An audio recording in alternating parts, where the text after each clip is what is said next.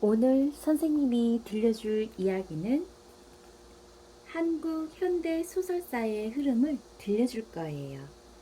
여러분들 중학교, 고등학교 친구들은 이 내용을 몇 번씩 반복해서 들어보면 좋겠네요. 한국 현대 소설사의 흐름을 살펴보면 1920년대, 1919년 3.1 운동 이후 식민 치하의 우리 민족은 힘으로 누를수록 그 저항 정신이 터져 나온다는 것을 깨달은 일본은 문화 정착을 펴게 됩니다. 그 결과 문학의 창작이 활발해지고 여러 문예 동인지들이 생겨나면서 한국 문학사는 커다란 전환점을 맞이하게 되죠. 1920년대 전반기에는 인간의 생태를 자연현상으로 파악하는 자연주의와 시대의 암울한 현실을 포착하여 비판적으로 묘사하는 사실주의 경향의 소설이 주로 창작되었어요. 그 대표작으로 자연주의 경향으로 김동인의 배따라기, 감자, 염상섭의 표본실의 청개구리 등이 있고, 사실주의 경향으로 대표작으로는 현진건의 운수 좋은 날, 술 권하는 사회, 염상섭의 만세전, 전영택의 화수분 등을 들 수 있습니다. 1920년대 후반기에는 러시아 혁명의 영향으로 카프가 결성되어 계급주의 문학이 주류를 이루었어요. 계급주의 소설은 궁핍한 농민과 도시 노동자들의 이야기로 결말에는 궁핍한 현실을 부정하여 살인, 방화 등으로 귀결되는 시기였죠. 최서애의 소설에서 시작된 신경향파 문학은 1923년을 전후하여 전파된 사회주의 사상과 결합하면서 본격적인 문학으로 발전하였어요. 신경향파 소설의 대표작으로 최서애의 탈출기, 홍염, 주요섭의 인력거꾼이 있으며, 본격 계급주의 소설인 프로 문학의 대표작으로는 박영희의 사냥개, 조명희의 낙동강 등이 있습니다. 1930년대 한번 볼까요? 1930년대 이 시대는 일제가 대륙 침략의 야욕을 불태우며 우리나라를 병참기지로 삼으려 함에 따라 억압과 수탈이 더욱 심해진 시기였어요.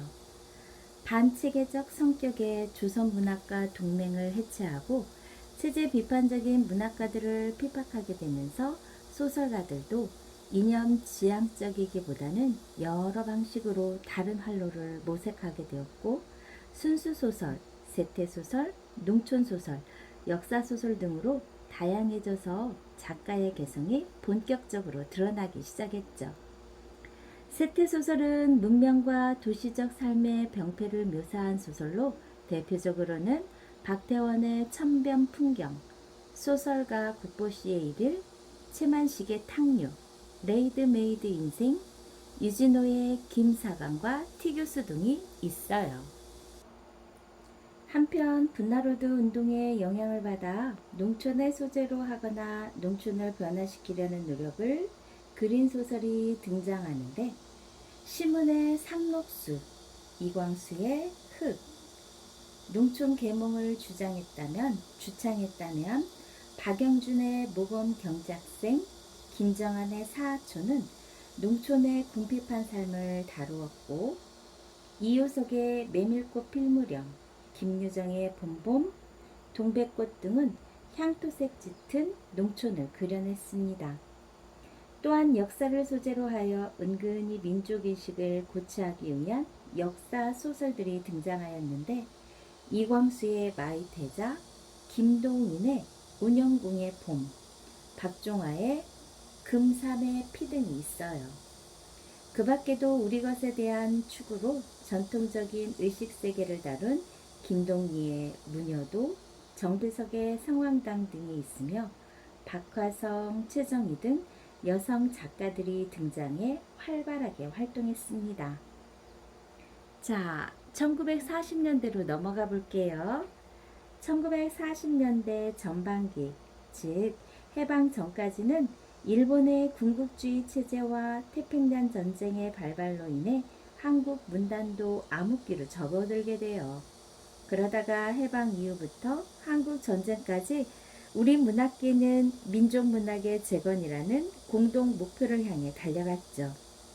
이 시기에는 이마를 중심으로 한 조선 문학가 동맹 작가들과 박종화, 김동리로 대표되는 민족주의 계열의 작가들 사이에 이념적 갈등이 치열했으나 그 갈등은 1947년 조선 문학과 동맹 작가들이 월북함으로써 일단락됩니다.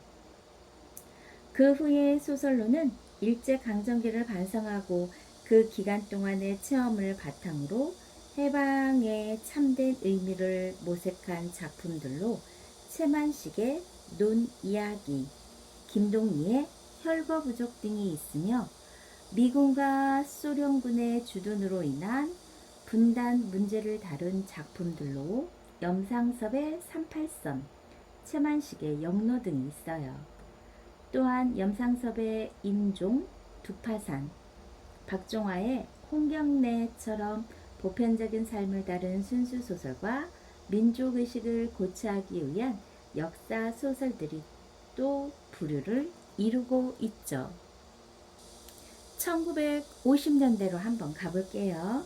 1950년에는 6.25 전쟁이 있었죠. 3년간 계속된 한국전쟁의 분단 상황은 문학계에도 큰 영향을 미쳐 전쟁 체험과 전후의 사회 현실에 대한 인식을 바탕으로 한 소설이 등장했으며 서구 실존주의 영향을 받아 인간 존재에 대한 진지한 탐구가 이루어졌어요. 특히 전후의 작가들은 민족 상잔의 비극으로 인한 민족적 또는 개인적 삶을 밀도 있게 그려내어 전후 작가군을 이루기도 했죠. 이 시기에는 전후의 사회 현실에 대한 인식하에 한국전쟁을 배경으로 하여 전쟁의 상처를 안고 있는 사회 현실, 즉 민족 분단의 비극, 가치관 혼란 등을 형성한 작품들이 많았는데 대표작으로는 황순원의 타인의 후예, 학, 이범선의 항마을 사람들, 김동리의 흥남철수, 안수길의 제3인간형, 손창섭의 비오는 날, 하근찬의 순환시대 등이 있어요. 또 한 부류로 개인과 사회의 갈등으로 인한 소외된 삶의 문제, 부조리한 현실 문제를 형상화한 작품으로 이범선의 오발탄, 김성한의 바비도, 선휘의 불꽃, 박경리의 불신시대 등이 있죠. 이와 달리 문학의 현실 인식과 참여보다는 인간의 본질적 삶을 형상화한 순수 소설이 창작되기도 했는데 오영수의 갯마을, 정광용의 흑산도 등이 그런 작품들이라고 합니다. 자, 1950년대를 지나서 1960년대 소설 흐름을 볼게요. 1960년대 소설은 4.19 혁명과 5.16 군사 쿠데타 이후 혁명을 통해 경험한 자유가 환상으로 전락하면서 이러한 분위기를 가장 예민하게 드러나게 되죠. 전후 세대의 작가들은 점점 쇠퇴하는 모습을 보이는 가운데 새로운 소설적 감성을 바탕으로 하는 작가들이 대거 등장해요. 대표적인 작가로 최인훈, 김승옥, 이청준을 들 수 있어요. 최인훈은 광장, 회색인, 소설가 구포시의 일일과 같은 작품들을 통해 상황과 현실에 대한 지식인의 고뇌를 특이한 소설적 구도를 통해 형상화하였습니다. 김승옥은 개인의 감성에 의해 포착되는 현실의 문제를 섬세하고 감각적인 문체로 치밀하게 묘사함으로써 이른바 감수성의 혁명을 일으켰죠. 이청준은 관념적인 성격이 두드러지는 작가로서 병신과 머저리, 관역, 매잡이 등에서 경험적 현실을 관념으로 해석하고 상징적으로 표현하는 경향을 보여줬어요. 이들 외에 황순원의 나무들 비탈에 서다, 강신재의 젊은 느티나무, 안수길의 북간도, 서기원의 전야제, 손창섭의 신의 희자, 남정현의 너는 뭐냐, 김동리의 등신불, 장용학의 원형의 전설, 전광용의 껍빛단니, 선우위의 쌀이꿀의 신화, 손병수의 자네, 박경리의 시장과 전장, 이동하의 우울한 기양, 서정인의 강 등도 이 시기에 주목할 만한 작품들이에요. 자, 이제 1970년대로 넘어가 볼게요. 1970년대는 우리 사회가 본격적으로 산업화, 근대화 과정에 진입하는 가운데 빈부격차, 계층 갈등, 농촌의 궁핍화 등의 문제가 발생했고, 정치적으로 유신체제 이후 정치적 폭압이 자양되면서 사회적 갈등이 증폭되었어요. 이와 같은 시대 상황을 배경으로 산업화, 근대화로부터 소외된 사람들, 뿌리 뽑은 사람들의 삶을 다룬 작품들이 이 시대 소설의 주요 흐름을 형성하였죠. 황석영의 객지, 조세희의 난쟁이가 쏘아 올린 작은 공, 이문구의 관촌숲필 연작, 조혜일의 왕십리, 박태순의 정든 땅 언덕 위, 칠남의 서울 사람들, 박완서의 부끄러움을 가르칩니다 등의 윤흥길의 9켤레의 구두로 남은 사내, 이청준의 잔인한 도시, 전상국의 우상의 눈물 등은 각각의 유형을 대표하는 예로 들 수 있어요. 또한 분단 문학이 본격화되면서 비록 부분적이고 제한적이기는 하지만 직접적인 체험을 바탕으로 전쟁의 실상을 그려낸 작품들이 하나의 큰 물줄기를 이루어 나타냈죠. 대표적인 예로 이병주의 지리산, 조정래의 황토, 윤홍길의 장마, 김원일의 노을, 현기영의 순이삼촌, 박완서의 남옥, 이동화의 장난감 도시, 전상국의 아베의 가족, 홍성원의 남과 북 등을 들 수 있어요. 역사 소설도 1970년대 소설사의 주요한 성과 가운데 하나예요. 서기원의 혁명, 유현종의 들불, 문순태의 타오르는 강, 김주영의 객주, 황석영의 장길산, 박경리의 토지, 유구모의 만적 등은 왕조 중심 사관에서 벗어나 역사의 주체는 민중이라는 신념 아래 역사를 소설화했다는 공통점을 갖고 있어요. 자, 얼마 안 남았네요. 1980년대로 한번 볼게요.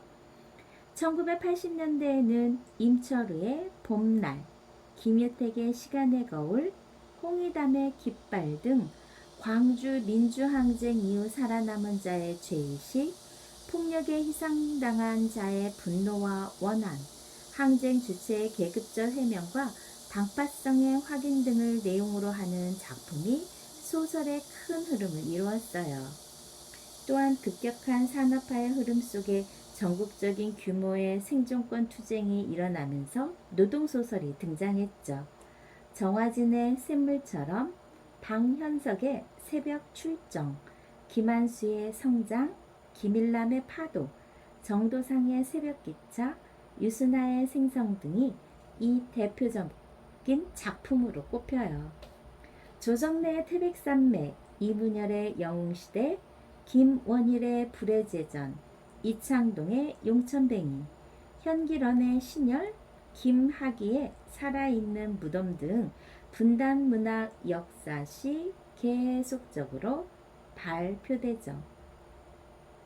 이 시기 분단문학은 한국전쟁을 하나의 결과로 놓고 그 원인을 파헤침으로써 전쟁이나 전쟁 전후사의 진생을 밝혀냈다는 공통점을 지니고 있어요.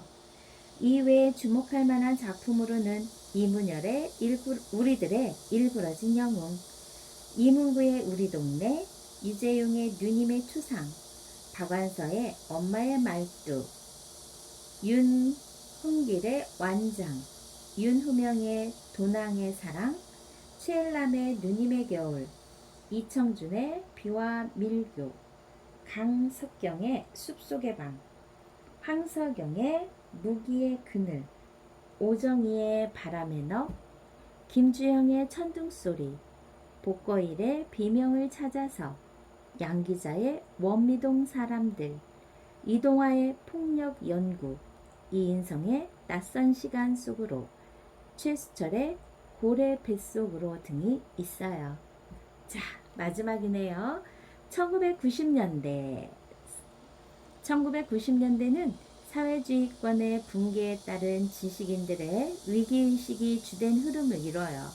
소설에서는 거대 서사가 태조하고 대화소설이 증가했으며 베스트셀러가 급증하는 등 현상을 보이죠.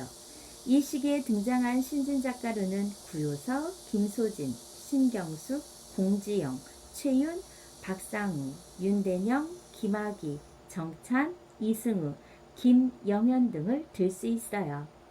1990년대 소설은 전통적인 소설 담론을 거부하면서 감각적인 소설 문체의 미학을 구축해 가는 데 주력하며 상황이나 사회에 영향받지 않는 개인적인 삶을 창조하는 데 관심을 기울여요.